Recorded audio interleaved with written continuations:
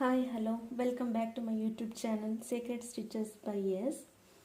ಇವತ್ತಿನ ವಿಡಿಯೋದಲ್ಲಿ ನಾನು ಸಿಲ್ಕ್ ಥ್ರೆಡ್ಡನ್ನು ಯೂಸ್ ಮಾಡಿಕೊಂಡು ಚೈನ್ ಸ್ಟಿಚ್ ಮಾಡೋದು ಹೇಗೆ ಅಂತ ಹೇಳಿಕೊಡ್ತೇನೆ. ನಾವು ಸಿಲ್ಕ್ ಥ್ರೆಡ್ಡನ್ನು 2 ಎಳೆಯಲ್ಲಿ ತಗೊಳ್ಬೇಕು. ಕಾಣಿಸಿದೆಲ್ಲ 1 2 ಎಳೆಯಲ್ಲಿ ತಗೊಳ್ಬೇಕು. ಆ್ಯಂಡ್ ನಾವು ಇವತ್ತು ನೀಡಲ್ 14 ನಂಬರ್ ನೀಡ್ಲನ್ನು ತಗೊಂಡಿದ್ದೇವೆ. 14 ನಂಬರ್ ನೀಡ್ಲನ್ನು ಯೂಸ್ ಮಾಡಿಕೊಂಡು ನಾವು ಇವತ್ತು ಚೈನ್ ಸ್ಟಿಚ್ ಸಿಲ್ಕ್ ಥ್ರೆಡಲ್ಲಿ ಮಾಡೋದು ಹೇಗೆ ಅಂತ ನೋಡ್ಕೊಳ್ಳುವ. ಫಸ್ಟಿಗೆ ಒಂದು ನಾಟ್ ಹಾಕ್ಕೊಳ್ಬೇಕು. 2 ಎಳೆಯಾಗಿ ಮಾಡಿಕೊಂಡು ಒಂದು ನಾಟ್ ಹಾಕ್ಕೊಳ್ಬೇಕು ಇದಕ್ಕೆ. ಆಮೇಲೆ ನಾವು ಜರಿ ಥ್ರೆಡಲ್ಲಿ ಮಾಡಿದ್ವಲ್ಲ ಹಾಗೇನೆ, ಬಟ್ ಇದು ಸಿಲ್ಕ್ ಥ್ರೆಡಲ್ಲಿ ನಾವೀಗ ಮಾಡೋದು ಹೇಗೆ ಅಂತ ನೋಡುವ. ಫಸ್ಟಿಗೆ ಟುಲಿಪ್ ಜಪಾನ್ ನಮ್ಮ ಸೈಡ್ ಇರುವ ಹಾಗೆ ನಾವು ನೀಡ್ಲನ್ನು ಇಟ್ಕೊಬೇಕು. ಬಟ್ಟೆಗೆ ಚುಚ್ಚಬೇಕು. ನಂತರ ಅದರಲ್ಲಿ ನಮ್ಮದು 2 ಥ್ರೆಡ್ ಕೂಡ ಮೇಲೆ ಬರಬೇಕು. 2 ಥ್ರೆಡ್ ಕೂಡ ಮೇಲೆ ಬರಬೇಕು. ಮತ್ತು ಸ್ವಲ್ಪ ಒಂದು ಬ್ಯಾಕ್ ಸ್ಟಿಚ್ ಕೊಡುವ. ಆಗ ನಮಗೆ ಅದು ಸ್ಟಿಫ್ ಆಗಿ ಕರೆಕ್ಟಾಗಿ ನಿಲ್ತದೆ ಸ್ಟಿಚ್. ಒಂದು ಬ್ಯಾಕ್ ಸ್ಟಿಚ್ ಕೊಟ್ಟೆ. ನಾವು ಈಗ ಚೈನ್ ಸ್ಟಿಚ್ ಸ್ವಲ್ಪ ದೊಡ್ಡದಾಗಿ ಹಾಕುವ, ಆಯಿತಾ? ಪ್ರಾಕ್ಟೀಸ್ ಮಾಡೋದಲ್ಲ, ಹಾಗಾಗಿ ಕಲಿಯೋದಲ್ಲ, ಹಾಗಾಗಿ ನಾವು ಸ್ವಲ್ಪ ದೊಡ್ಡದಾಗಿ ಚೈನ್ ಸ್ಟಿಚ್ ಮಾಡುವ. ಅಗೇನ್ ಚುಚ್ಚಬೇಕು, ಆಮೇಲೆ ಮೇಲೆ ತರಬೇಕು.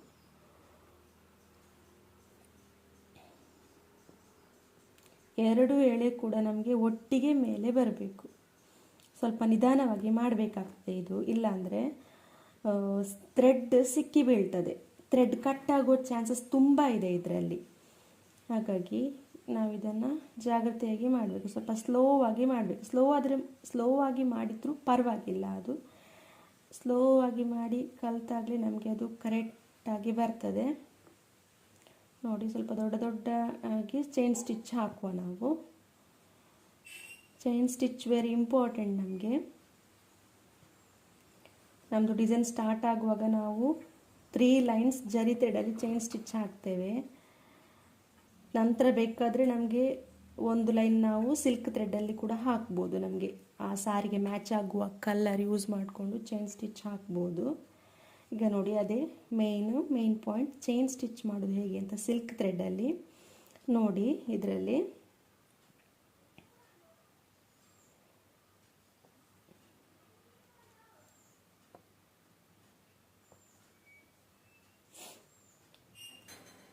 ಹುಕ್ಕಿಗೆ ಸಿಕ್ಕಿ ಹಾಕಿಕೊಂಡು, ಅಂದರೆ ಆ ಹುಕ್ಕಿಗೆ ನಾವು ಸಿಕ್ಕಿಸಬೇಕು ನೂಲನ್ನು. ನಾವು ಎಳೆದಾಗ ಮತ್ತೆ ಮೇಲೆ ಬರ್ತದೆ ಈಸಿಯಾಗಿ. ನೀಡಲ್ ರೊಟೇಷನ್ ಕೂಡ ನಮಗೆ ಸ್ವಲ್ಪ ಪ್ರಾಕ್ಟೀಸ್ ಆಗಬೇಕು.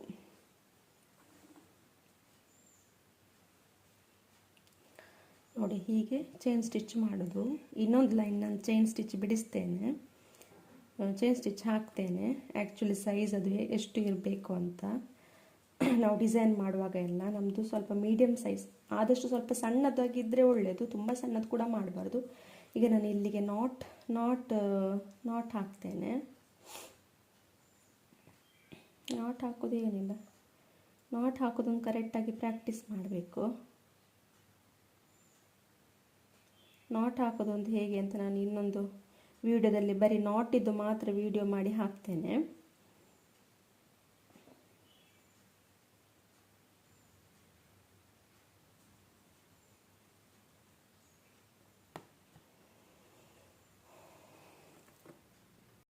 ಆ್ಯಕ್ಚುಲ್ ನಮ್ಮದು ಚೈನ್ ಸ್ಟಿಚ್ ಹೀಗೆ ಬಂತು ನಾವು ಮಾಡಿದ್ದು, ಈಗ ಮೊದಲನೇದು, ಆಯಿತಾ? ಸ್ವಲ್ಪ ನಾನು ಝೂಮ್ ಮಾಡಿದ್ದೇನೆ ನೋಡಿ, ಹೀಗೆ ಬರ್ತದೆ ಚೈನ್ ಸ್ಟಿಚ್. ನಾನೀಗ ಸ್ವಲ್ಪ ಇದು ಫಸ್ಟಿಗೆ ನಾನು ದೊಡ್ಡ ಚೈನ್ ಸ್ಟಿಚ್ ಹಾಕಿದ್ದೇನೆ. ಈಗ ನೆಕ್ಸ್ಟ್ ಇದ್ದು ಆ್ಯಕ್ಚುಯಲ್ ಸೈಜ್ ಚೈನ್ ಸ್ಟಿಚ್ ನಮಗೆ ಬ್ಲೌಸ್ ಡಿಸೈನ್ ಎಲ್ಲ ಮಾಡುವಾಗ ಹೇಗೆ ಇರಬೇಕು ಅನ್ನೋದನ್ನು ನೆಕ್ಸ್ಟ್ ಲೈನಲ್ಲಿ ನಾನೀಗ ತೋರಿಸ್ತೇನೆ ನಾನು ನಿಮಗೆ. ಅಗೇನ್ ನಾವು ಬ್ಯಾಕ್ ಸ್ಟಿಚ್ ಹಾಕಬೇಕು.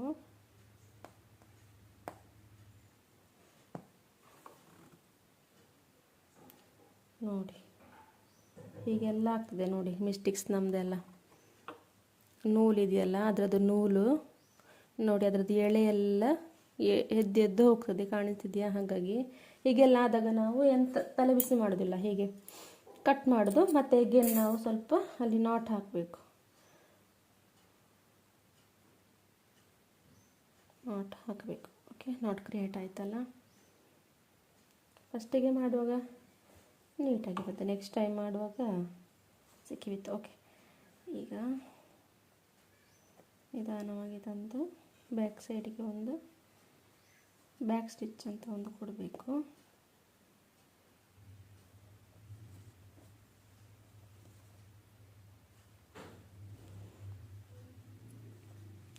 ನಮ್ಮದು ಆರಿ ವರ್ಕ್ ಅಂತ ಅಂದರೆ ಅದೊಂದು ಪ್ಯಾಷನ್. ಆರಿ ವರ್ಕ್ ಅಂತ ಕಲ್ತ್ರೆ ನಮ್ಮದು ಲೈಫ್ ಲಾಂಗ್ ಅದು ನನಗೆ ಟೈಲರಿಂಗ್ ಆದರೂ ಮರ್ತು ಹೋಗ್ಬೋದು, ಆದರೆ ಇದು ಆರಿ ವರ್ಕ್ ಅಂತೂ ಮರ್ತು ಹೋಗಲಿಕ್ಕೆ ಚಾನ್ಸೇ ಇಲ್ಲ. ನಾನು ಟೈಲರಿಂಗ್ ಕೂಡ ಕಲ್ತ್ಕೊಂಡಿದ್ದೇನೆ, ಬಟ್ ಅದರಲ್ಲಿ ಮೆಜರ್ಮೆಂಟ್ಸ್ ಇರ್ತದೆ, ಮತ್ತು ಒಂದೊಂದು ಮೆಜರ್ಮೆಂಟಿಗೆ ಅದು ಹಾಗೆಯೇ ಅದೊಂದು ಮೆಥಡ್ ಅಂತ ಇರ್ತದೆ. ಆದರೆ ಇದರಲ್ಲಿ ನಮಗೆ ಬೇಸಿಕ್ ಚೈನ್ ಸ್ಟಿಚ್ ಒಂದು ಗೊತ್ತಾದರೆ ಸಾಕು, ಮತ್ತು ಎಲ್ಲದು ಆ ಚೈನ್ ಸ್ಟಿಚ್ ಮೇಲೆ ಡಿಪೆಂಡ್ ಆಗಿದೆ. ನೋಡಿ, ಈಗ ನಾನು ಬ್ಯಾಕ್ ಸ್ಟಿಚ್ ಹಾಕ್ಕೊಂಡೆ, ಮತ್ತು ನಮ್ಮದು ಆ್ಯಕ್ಚುಲ್ ಇಷ್ಟು ಸಣ್ಣ ಸಣ್ಣದು ಇರಬೇಕು, ತುಂಬ ಸಣ್ಣದಿರಬಾರ್ದು, ಸ್ವಲ್ಪ ಸಣ್ಣ ಸಣ್ಣದು ಮಾಡಿ ಚೈನ್ ಸ್ಟಿಚ್ ಹಾಕಬೇಕು. ನಾನೀಗ ಚೂರು ಫಾಸ್ಟಾಗಿ ಮಾಡ್ಕೊಂಡು ಹೋಗ್ತೇನೆ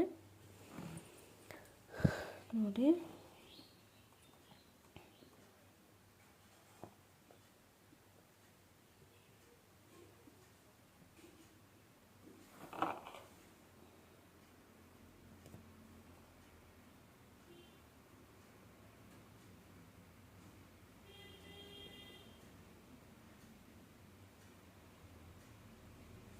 ಹೀಗೆ ಆಗ್ತಿರ್ತದೆ. ಹಾಗಾದಾಗ ನಾವು ಚೂರು ಜಾಗ್ರತೆಯಾಗಿ ಅದನ್ನು ಹ್ಯಾಂಡಲ್ ಮಾಡಬೇಕು. ಕಾಣಿಸ್ತಿಲ್ವಾ? ಓಕೆ, ಈಗ ಕಾಣಿಸ್ತಿದೆಯಾ? ರಿಂಗ್ ಚೂರು ಲೂಸ್ ಆಗಿದೆ ನೋಡಿ, ಇಲ್ಲೆಲ್ಲ ನೆರಿಗೆ ಬರ್ತಿದೆ. ಸೊ ನಾವು ರಿಂಗನ್ನು ಚೂರು ಟೈಟ್ ಮಾಡುವ. ಹೀಗೆ ಬಟ್ಟೆ ಎಲ್ಲ ಎಳೆದು ಚೂರು ನಿಧಾನವಾಗಿ ಟೈಟ್ ಮಾಡುವಾಗ ಸ್ಟಿಫಾಗಿ ನಿಲ್ತದೆ ಅದು ನಮ್ಮದು ರಿಂಗಿಗೆ. ನೋಡಿ, ಹೀಗೆ ಚೂರು ಟೈಟ್ ಆಯಿತು. ಫುಲ್ ರಿಂಗ್ ಟೈಟ್ ಮಾಡುವ.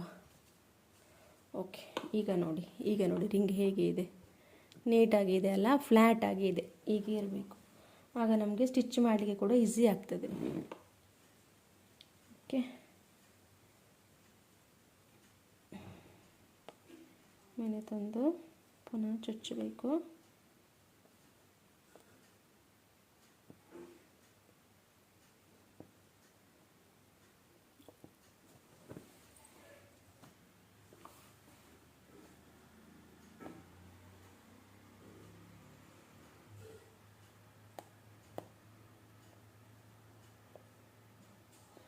ತಲೆಯಲ್ಲಿ ಏನಾದರೂ ಟೆನ್ಷನ್ ಎಲ್ಲ ಇದ್ದರೆ ಉಂಟಲ್ಲ, ಇದು ರಿಂಗ್ ಮತ್ತು ಒಂದು ಸಿಲ್ಕ್ ಥ್ರೆಡ್ ಮತ್ತು ನೀಡ್ಲ್ ಇಟ್ಕೊಂಡು ಕೂತ್ಕೊಬೇಕು. ನಮಗೆ ಟೈಮ್ ಪಾಸ್ ಆಗಿದ್ದೇ ಗೊತ್ತಾಗೋದಿಲ್ಲ, ನಿಜ ಹೇಳ್ತೇನೆ. ನನಗಂತೂ ತುಂಬ ಯೂಸ್ ಆಗಿದೆ ಇದು.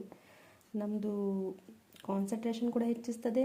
ನಮಗೆ ಸ್ವಲ್ಪ ನಾವು ಟೈಮ್ ಕೊಟ್ಟು ಏನಾದರೂ ಕಲಿತಾಗ ಅದು ನೀಟಾಗಿ ಬರ್ತದಲ್ವ, ಅದೊಂದು ವಿದ್ಯೆ ನಮಗೆ ಬರ್ತದಲ್ಲ, ಆಗ ಖುಷಿಯೇ ಬೇರೆ ಆಯಿತಾ. ಅದು ನನಗೆ ಆರಿ ಎಂಬ್ರಾಯ್ಡ್ರಿ ಅಂತೂ ಕಲಿತಾಗ ಅದು ಎಕ್ಸ್ಪೀರಿಯೆನ್ಸ್ ಆಗಿದೆ ನನಗೆ. ಸೊ ಹಾಗಾಗಿ ಹೇಳೋದು, ನಾನು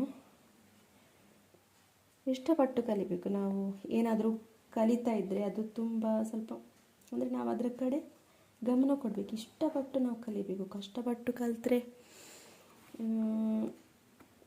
ಕಲಿತ್ರೆ ಅದು ಸ್ವಲ್ಪ ಕಷ್ಟನೇ ಇರ್ತದೆ. ಆದರೆ ಸಹ ನಾವು ಅದನ್ನು ಇದು ಒಂಚೂರು ವರ್ಕ್ ಮಾಡಬೇಕು, ಇದು ಕಲಿತ್ರೆ ನಮಗೆ ಡಿಸೈನ್ ಮಾಡ್ಬೋದು, ಇಷ್ಟು ಅರ್ನ್ ಮಾಡ್ಬೋದು, ಏನಾದರೂ ಯೂಸ್ ಆಗ್ತದೆ ಅಂತ ನಾವು ಮೈಂಡಲ್ಲಿ ಇಟ್ಕೊಂಡು ವರ್ಕ್ ಮಾಡಿದರೆ ಉಂಟಲ್ಲ, ಅದು ಒಂದು ನಮ್ಮದು ಜೀವನದ ದಿಕ್ಕನ್ನೇ ಬದಲಾಯಿಸ್ಬೋದು ಅಂತ ನಾನು ಹೇಳ್ತೇನೆ. ಓಕೆ, ನಮ್ಮದು ಚೈನ್ ಸ್ಟಿಚ್ ಹಾಗೆ ಕಂಪ್ಲೀಟ್ ಆಗ್ತಾ ಬಂತು ನೋಡಿ. ನಾವೀಗ ಅಲ್ಲಿಗೆ ನಾಟ್ ಹಾಕುವ.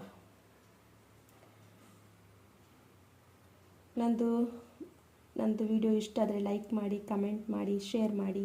Thank you.